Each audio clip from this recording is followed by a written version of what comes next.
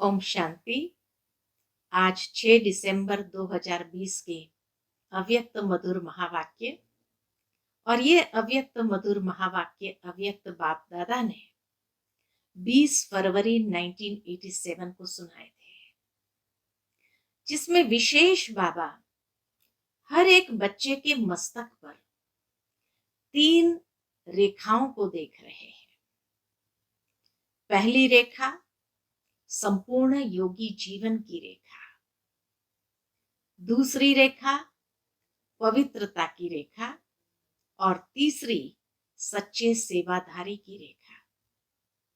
इन तीनों रेखाओं की विशेषताओं को देखते हुए बाप दादा ने जैसे बच्चों को एक आईना दे दिया है, जिसमें हर बच्चे अपने आप को देखे और स्वयं को ठीक करे। तो सुनते हैं बाबा के मधुर महावाक्य। ओम शांति। आज की मुरली का शीर्षक है याद, पवित्रता और सच्चे सेवाधारी की 3 रेखाएं। आज सर्व स्नेही विश्व सेवाधारी बाप अपने सदा सेवाधारी बच्चों से मिलने आए हैं। सेवाधारी बाप दादा को समान सेवाधारी बच्चे सदा प्रिय है। आज विशेष सर्व सेवाधारी बच्चों के मस्तक पर चमकती हुई विशेष 3 लकीरें देख रहे हैं। हर एक का मस्तक त्रिमूर्ति तिलक समान चमक रहा है। यह 3 लकीरें किसकी निशानी है? इन 3 प्रकार के तिलक द्वारा हर एक बच्चे के वर्तमान रिजल्ट को देख रहे हैं। एक है संपूर्ण योगी जीवन की लकीर, दूसरी है पवित्रता की रेखा व लकीर, तीसरी है सच्चे सेवाधारी की लकीर। तीनों रेखाओं में हर बच्चे की रिजल्ट को देख रहे हैं। याद की लकीर सभी की चमक रही है, लेकिन नंबरवार। तो पहली रेखा जो बाबा देख रहे हैं, संपूर्ण योगी जीवन की रेखा।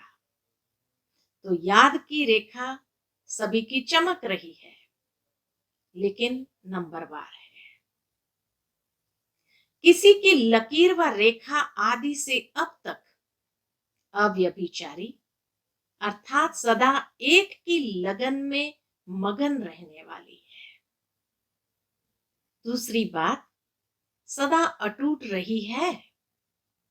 सदा सीधी लकीर अर्थात डायरेक्ट बाप से सर्व संबंध की लगन सदा से रही है। वह किसी निमित्त आत्माओं के द्वारा बाप से संबंध जोड़ने के अनुभवी है।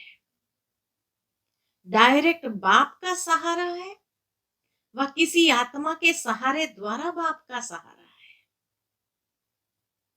तो ये बातें बाबा ने विशेषता के रूप में देखी। एक है सीधी लकीर वाले, दूसरे हैं बीच बीच में थोड़ी टेढ़ी लकीर वाले। यह है याद की लकीर की विशेषता है। तो एक है अव्यभिचारी याद कितनी है, ये बाबा ने देखा। दूसरा बाबा ने देखा कि बीच बीच में टूट रही है या सीधी है, किसी आत्मा को सहारा बनाया है या बाप को डायरेक्ट सहारा बनाया है। तो ये याद की लकीर की विशेषता है। दूसरी है संपूर्ण पवित्रता की लकीर व रेखा। इसमें भी नंबरवार है।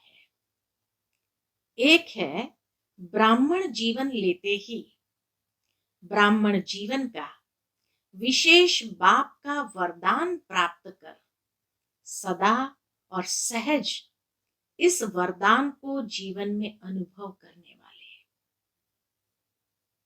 उन्हों की लकीर आदि से अब तक सीधी है। दूसरे ब्राह्मण जीवन के इस वरदान को अधिकार के रूप में अनुभव नहीं करते हैं। ब्राह्मण जन्म लेते ही बाबा का हमें पवित्रता का वरदान नेचुरल रूप में मिल जाता है, लेकिन कोई इस वरदान को यूज करते हैं तो उनको सहज लगता है, और जो इस वरदान को अनुभव में नहीं ले आते हैं उनको मुश्किल लगता है। तो दूसरे ब्राह्मण जीवन के इस वरदान को अधिकार के रूप में अनुभव नहीं करते, कभी सहज कभी मेहनत से, बहुत पुरुषार्थ से अपनाने वाले हैं। उन्हों की लकीर सदा सीधी और चमकती हुई नहीं रहती है। वास्तव में याद व सेवा की सफलता का आधार है पवित्रता। याद और सेवा की सफलता का आधार है पवित्रता। सिर्फ ब्रह्मचारी बनना यह पवित्रता नहीं है, लेकिन पवित्रता का संपूर्ण रूप है ब्रह्मचारी के साथ साथ ब्रह्मचारी बनना। तो सिर्फ ब्रह्मचारी बनना यह पवित्रता नहीं है। पवित्रता का संपूर्ण रूप है ब्रह्मचारी के साथ साथ ब्रह्मचारी बनना। ब्रह्मचारी अर्थात ब्रह्मा के आचरण पर चलने वाले, जिसको फॉलो फादर कहा जाता है, क्योंकि फॉलो ब्रह्मा बाप को करना है। शिव बाप के समान स्थिति में बनना है, निराकारी स्थिति। तो शिव बाप के समान स्थिति में बनना है, लेकिन आचरण व कर्म में ब्रह्मा बाप को फॉलो करना है। हर कदम में ब्रह्मचारी, ब्रह्मचर्य का व्रत सदा संकल्प और स्वप्न तक हो। पवित्रता का अर्थ है सदा बाप को कंपेनियन अर्थात साथी बनाना और बाप की कंपनी में सदा रहना। कंपेनियन बना दिया बाबा मेरा, यह भी आवश्यक है, लेकिन हर समय कंपनी भी बाप की रहे, इसको कहते हैं संपूर्ण पवित्रता। बाप को ही साथी बनाना और बाप की ही संगत में, कंपनी में सदा रहना, इसको कहते हैं संपूर्ण पवित्रता।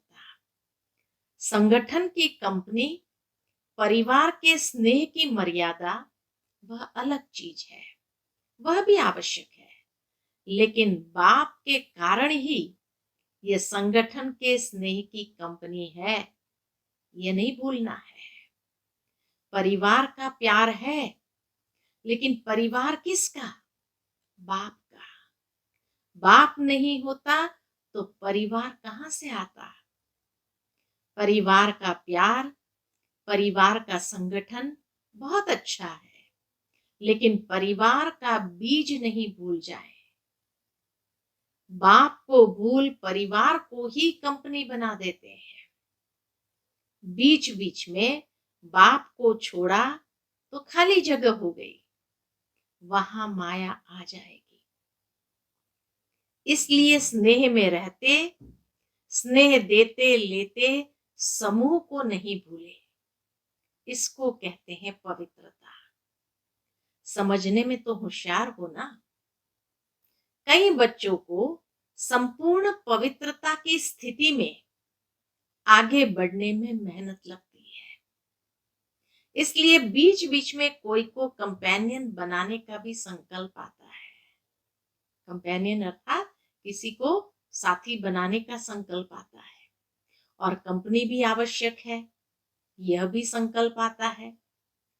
सन्यासी तो नहीं बनना है, लेकिन आत्माओं की कंपनी में रहते बाप की कंपनी को भूल नहीं जाओ, नहीं तो समय पर उस आत्मा की कंपनी याद आएगी और बाप भूल जाएगा, तो समय पर धोखा मिलना संभव है, क्योंकि साकार शरीरधारी के सहारे की आदत होगी तो अव्यक्त बाप और निराकार बाप पीछे याद आएगा।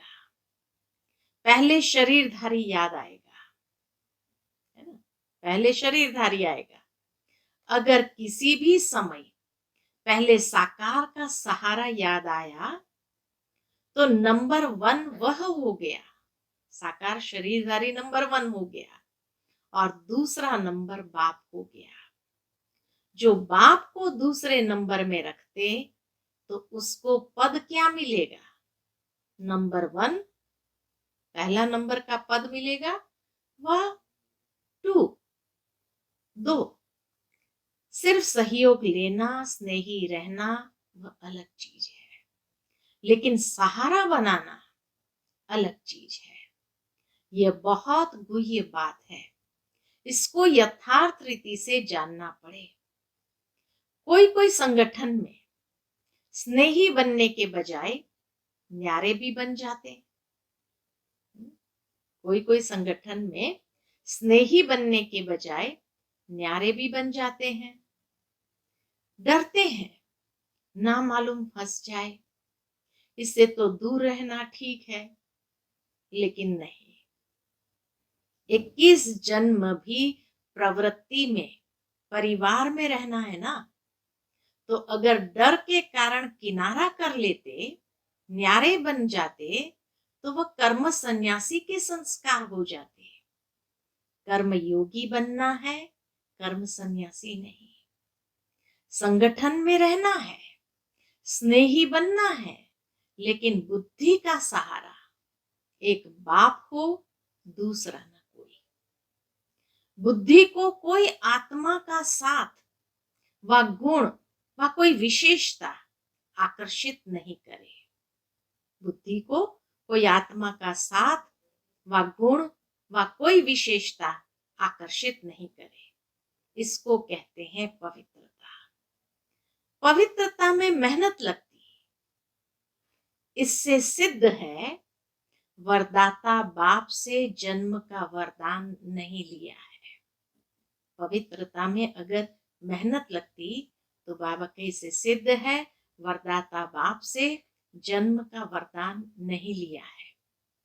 वरदान में मेहनत नहीं होती। हर ब्राह्मण आत्मा को ब्राह्मण जन्म का पहला वरदान पवित्र भव, योगी भव का मिला हुआ है। तो अपने से पूछो, पवित्रता के वरदानी हो या मेहनत से पवित्रता को अपनाने वाले हो? यह याद रखो कि हमारा ब्राह्मण जन्म है सिर्फ जीवन परिवर्तन नहीं, लेकिन ब्राह्मण जन्म के आधार पर जीवन का परिवर्तन है। जन्म के संस्कार बहुत सहज और स्वतः होते हैं। आपस में भी कहते हो ना, मेरे जन्म से ही ऐसे संस्कार है। ब्राह्मण जन्म का संस्कार है ही योगी भव, पवित्र भव। वरदान भी है, निजी संस्कार भी है। जीवन में 2 चीजें ही आवश्यक है, एक कंपेनियन, दूसरी कंपनी। एक कंपेनियन अर्थात साथी, दूसरी कंपनी। इसलिए त्रिकालदर्शी बाप सभी की आवश्यकताओं को जान कंपेनियन भी बढ़िया, कंपनी भी बढ़िया देते हैं। विशेष डबल विदेशी बच्चों को दोनों चाहिए। इसलिए बाप दादा ने ब्राह्मण जन्म होते ही कंपेनियन का अनुभव करा लिया, सुहागिन बना दिया। जन्मते ही कंपेनियन मिल गया ना। कंपेनियन मिल गया है, वह ढूंढ रहे हो तो पवित्रता निजी संस्कार के रूप में अनुभव करना, इसको कहते हैं श्रेष्ठ लकीर अथवा श्रेष्ठ रेखा वाले। फाउंडेशन पक्का है ना। तो ये संपूर्ण पवित्रता के ऊपर बाबा ने बताया। तीसरी लकीर है सच्चे सेवाधारी की। ये सेवाधारी की लकीर भी सभी के मस्तक पर है। सेवा के बिना भी रह नहीं सकते। सेवा ब्राह्मण जीवन को सदा निर्विघ्न बनाने का साधन भी है और फिर सेवा में ही विघ्नों का पेपर भी ज्यादा आता है। सेवा ब्राह्मण जीवन को सदा निर्विघ्न बनाने का साधन भी है, और फिर सेवा में ही विघ्नों का पेपर भी ज्यादा आता है। निर्विघ्न सेवाधारी को सच्चे सेवाधारी कहा जाता है। विघ्न आना यह भी ड्रामा की नोंद है, आने ही है और आते ही रहेंगे, क्योंकि ये विघ्न या पेपर अनुभवी बनाते हैं। विघ्न या पेपर ही हमें अनुभवी बनाते हैं। इसको विघ्न न समझ अनुभव की उन्नति हो रही है। इस भाव से देखो तो उन्नति की सीढ़ी अनुभव होगी। इससे और आगे बढ़ना है, क्योंकि सेवा अर्थात संगठन का, सर्व आत्मा की दुआ का अनुभव करना। सेवा में ही तो दुआएं मिलती है। तो सेवा अर्थात संगठन का, सर्व आत्माओं की दुआओं का अनुभव करना। सेवा के कार्य में सर्व की दुआएं मिलने का साधन है। इस विधि से, इस वृत्ति से देखो तो सदा ऐसे अनुभव करेंगे कि अनुभव की अथॉरिटी और आगे बढ़ रही है। विघ्न को विघ्न नहीं समझो, और विघ्न अर्थ निमित्त बनी हुई आत्मा को विघ्नकारी आत्मा नहीं समझो। अनुभवी बनाने वाले शिक्षक समझो। जब कहते हो निंदा करने वाला मित्र है, तो विघ्नों को पास करा के अनुभवी बनाने वाला शिक्षक हुआ ना, पाठ पढ़ाया ना। जैसे आजकल के जो बीमारियों को हटाने वाले डॉक्टर्स हैं, आजकल की दुनिया में बीमारियों को हटाने वाले डॉक्टर्स हैं, वह एक्सरसाइज कराते हैं, व्यायाम कराते हैं। और एक्सरसाइज में पहले दर्द होता है, क्योंकि कभी किया नहीं होता है। तो जब वो मोड़ते हैं, उस अनुसार एक्सरसाइज कराते हैं, तो पहले दर्द होता है, लेकिन वह दर्द सदा के लिए बेदर्द बनाने के निमित्त होता है। जिसको वो समझ नहीं होती है, वह चिल्लाते हैं। जिसको ये समझ नहीं होती है, वह चिल्लाते हैं, इसने तो और ही दर्द कर लिया। लेकिन इस दर्द के अंदर छिपी हुई दवा है। इस प्रकार रूप भले विघ्न का है, आपको विघ्नकारी आत्मा दिखाई पड़ती है, लेकिन सदा के लिए विघ्नों से पार कराने के निमित्त, अचल बनाने के निमित्त वही बनते हैं। इसलिए सदा निर्विघ्न सेवाधारी को कहते हैं सच्चे सेवाधारी। ऐसे श्रेष्ठ लकीर वाले सच्चे सेवाधारी कहे जाते हैं। दूसरी बात, सेवा में सदैव स्वच्छ बुद्धि, स्वच्छ वृत्ति और स्वच्छ कर्म सफलता का सहज आधार है। कोई भी सेवा का कार्य जब आरंभ करते हो, तो पहले यह चेक करो कि बुद्धि में किसी आत्मा के प्रति भी स्वच्छता के बजाय अगर बीती हुई बातों की जरा भी स्मृति होगी, तो उस वृत्ति दृष्टि से उनको देखना, उनसे बोलना होता, तो सेवा में जो स्वच्छता से संपूर्ण सफलता होनी चाहिए, वह नहीं होती है। अगर बीती बातों को स्मृति में रखकर उस दृष्टि वृत्ति के साथ उनसे बोलना होता, तो बाबा कहे सेवा में जो सफलता मिलनी चाहिए वो नहीं मिलती है। बीती हुई बातों को व वृत्तियों आदि सबको समाप्त करना, यह है स्वच्छता। बीती का संकल्प भी करना कुछ परसेंटेज में हल्का पाप है। कितनी बड़ी बात बाबा ने कह दिया कि बीती हुई बातों को संकल्प में भी रखना, ये भी कुछ परसेंटेज में हल्का पाप है। तो इसीलिए बाबा ने कहा ये बुद्धि की स्वच्छता चाहिए। कि बीती हुई बातों को व वृत्तीय आदियों को समाप्त करना, यह है स्वच्छता। बीती का संकल्प भी करना कुछ परसेंटेज में हल्का पाप है। संकल्प भी सृष्टि बना देता है। वर्णन करना तो और बड़ी बात है, लेकिन संकल्प करने से भी पुराने संकल्प की स्मृति सृष्टि अथवा वायुमंडल भी वैसा बना देता है। फिर कह देते, मैंने जो कहा था ना, ऐसा ही हुआ ना। लेकिन हुआ क्यों? आपके कमजोर व्यर्थ संकल्प ने यह व्यर्थ वायुमंडल की सृष्टि बनाई।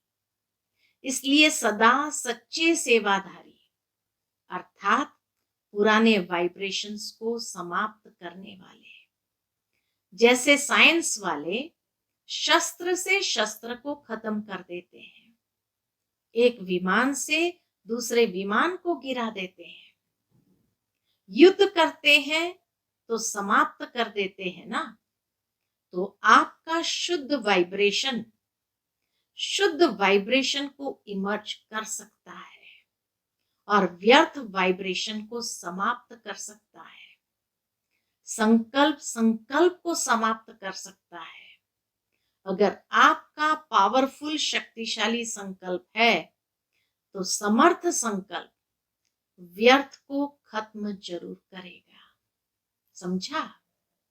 सेवा में पहले स्वच्छता अर्थात पवित्रता की शक्ति चाहिए। यह 3 लकीरें चमकती हुई दिखाई दे रही है। ये 3 लकीरें चमकती हुई देख रहे हैं। सेवा के विशेषता की और अनेक बातें सुनी भी है। सब बातों का सार है। सब बातों का सार बाबा बताते, निस्वार्थ निर्विकल्प स्थिति से सेवा करना सफलता का आधार है। निस्वार्थ निर्विकल्प स्थिति से सेवा करना सफलता का आधार है। इसी सेवा में ही स्वयं भी संतुष्ट और हर्षित रहते और दूसरे भी संतुष्ट रहते। सेवा के बिना संगठन नहीं होता। संगठन में भिन्न भिन्न बातें, भिन्न भिन्न विचार, भिन्न भिन्न तरीके, साधन, ये होना ही है। लेकिन बातें आते भी, भिन्न भिन्न साधन सुनते हुए भी स्वयं सदा अनेक को एक बाप की याद में मिलाने वाले, एक रस स्थिति वाले रहो। कभी भी अनेकता में मूंझो नहीं। अब क्या करे? बहुत विचार हो गए हैं, किसका माने किसका न माने। अगर निस्वार्थ निर्विकल्प भाव से निर्णय करेंगे तो कभी किसी को कुछ व्यर्थ संकल्प नहीं आएगा, क्योंकि सेवा के बिना भी रह नहीं सकते, याद के बिना भी रह नहीं सकते। इसलिए सेवा को भी बढ़ाते चलो, स्वयं को भी स्नेह, सहयोग और निस्वार्थ भाव में बढ़ाते चलो। समझा? बाप दादा को खुशी है कि देश विदेश में छोटे बड़े सभी ने उमंग उत्साह से सेवा का सबूत दिया। 1987 में global cooperation for better world ये प्रोजेक्ट चलाया था देश विदेश में। इसीलिए बाबा कहे, बाप दादा को खुशी है कि देश विदेश में छोटे बड़े सभी ने उमंग उत्साह से सेवा का सबूत दिया। विदेश की सेवा का भी सफलता पूर्वक कार्य संपन्न हुआ और देश में भी सभी के सहयोग से सर्व कार्य संपन्न हुए, सफल हुए। बाप दादा बच्चों के सेवा की लगन को देख हर्षित होते हैं। सभी का लक्ष्य बाप को प्रत्यक्ष करने का अच्छा रहा और बाप के स्नेह में मेहनत को मोहब्बत में बदल कार्य का प्रत्यक्ष फल दिखाया। सभी बच्चे विशेष सेवा के निमित्त आए हुए हैं। बाप दादा भी वाह बच्चे वाह के गीत गाते हैं। सभी ने बहुत अच्छा किया। किसी ने किया, किसी ने नहीं किया, ये है नहीं। चाहे छोटे स्थान है, वह बड़े स्थान है, लेकिन छोटे स्थान वालों ने भी कम नहीं किया। इसलिए सर्व की श्रेष्ठ भावनाओं और श्रेष्ठ कामनाओं से कार्य अच्छे रहे और सदा अच्छे रहेंगे। समय भी खूब लगाया, संकल्प भी खूब लगाया। प्लान बनाया तो संकल्प किया ना। शरीर की शक्ति भी लगाई, धन की शक्ति भी लगाई, संगठन की शक्ति भी लगाई। सर्व शक्तियों की आहुतियों से सेवा का यज्ञ दोनों तरफ, देश और विदेश, सफल हुआ। बहुत अच्छा कार्य रहा। ठीक किया व नहीं किया, ये क्वेश्चन ही नहीं। सदा ठीक रहा है और सदा ठीक रहेगा। चाहे मल्टी मिलियन पीस का कार्य किया, चाहे गोल्डन जुबिली का कार्य किया, दोनों ही कार्य सुंदर रहे। जिस विधि से किया वह विधि भी ठीक है। कहां कहां चीज की वैल्यू बढ़ाने के लिए पर्दे के अंदर वह चीज रखी जाती है। पर्दा और ही वैल्यू को बढ़ा देता है और जिज्ञासा उत्पन्न होती है कि देखे क्या है। पर्दे के अंदर है तो जरूर कुछ होगा, लेकिन यही पर्दा प्रत्यक्षता का पर्दा बन जाएगा। अभी धरनी बना ली, धरनी में जब बीज डाला जाता है वो अंदर छिपा हुआ डाला जाता है। बीज को बाहर दिखाई दे ऐसे नहीं रखते, बीज को धरनी के अंदर छिपा देते हैं। बीज को बाहर नहीं रखते, अंदर छिपा कर रखते हैं। और फल व वृक्ष गुप्त बीज का ही स्वरूप प्रत्यक्ष होता है। तो अब बीज डाला है, वृक्ष बाहर स्टेज पर स्वतः ही आता जाएगा। खुशी में नाच रहे हो ना, वाह बाबा तो कहते हो, लेकिन वाह सेवा भी कहते हो। अच्छा, समाचार तो सब बाप दादा ने सुन लिया। इस सेवा से जो देश विदेश के संगठन से वर्ग की सेवा हुई, ये चारों ओर एक ही समय, एक ही आवाज बुलंद होने या फैलने का साधन अच्छा है। आगे भी जो भी प्रोग्राम करो, लेकिन एक ही समय देश विदेश में चारों ओर एक ही प्रकार की सेवा कर, फिर सेवा का फल स्वरूप मधुबन में संगठित रूप में हो। चारों ओर एक लहर होने के कारण सब में उमंग उत्साह भी होता है और चारों ओर रूहानी रेस होती, रीस नहीं, कि हम और ज्यादा से ज्यादा सेवा का सबूत दें। ये रेस करो कि हम ज्यादा से ज्यादा सेवा का सबूत दें।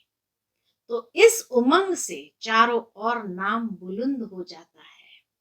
इसलिए किसी भी वर्ग का बनाओ, लेकिन चारों ओर सारा वर्ष एक ही रूपरेखा की सेवा की तरफ अटेंशन हो, तो उन आत्माओं को भी चारों ओर का संगठन देख उमंग आता है, आगे बढ़ने का चांस मिलता है। इस विधि से प्लान बनाते बढ़ते चलो। पहले अपनी अपनी एरिया में उन वर्ग की सेवा कर छोटे छोटे संगठन के रूप में प्रोग्राम करते रहो और उन संगठन से फिर जो विशेष आत्माएं हो उनको इस बड़े संगठन के लिए तैयार करो। लेकिन हर सेंटर या आसपास के मिलकर करो, क्योंकि कई यहां तक नहीं पहुंच सकते, तो वहां पर भी संगठन का जो प्रोग्राम होता है उससे भी उन्हों को लाभ होता है। तो पहले छोटे छोटे स्नेह मिलन करो, फिर जोन को मिलाकर संगठन करो, फिर मधुबन का बड़ा संगठन। तो पहले से ही अनुभवी बन करके फिर यहां तक भी आएंगे। लेकिन देश विदेश में एक ही टॉपिक हो और एक ही वर्ग के हो। ऐसे भी टॉपिक्स होते हैं जिसमें 2-4 वर्ग भी मिल सकते हैं। टॉपिक विशाल है तो 2-3 वर्ग के भी उसी टॉपिक बीच आ सकते हैं। तो अभी देश विदेश में धर्म सत्ता, राज्य सत्ता और साइंस की सत्ता, तीनों के सैंपल्स तैयार करो।